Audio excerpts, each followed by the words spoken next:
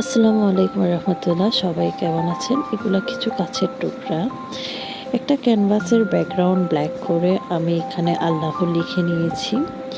এখন আমি B7000 glue দিয়ে এই কাছের টুকরাগুলা বিভিন্ন শেপের কাটা, যাতে সাদা লেখাটা বোঝা না যায়, আমি কাছের টুকরাগুলা বসাচ্ছি।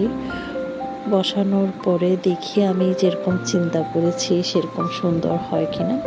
এই কাজগুলো পেয়েছি আমি, আমার স্যার একটা প্রজেক্ট করা ছিল, ওখানে আয়নার ফ্রেম করছিলাম আমরা। সেখানে ভাঙা আয়নাগুলা আমি নিয়ে এসেছি, নিয়ে এসে এগুলা পাথর দিয়ে ছোট ছোট করে ভেঙেছি।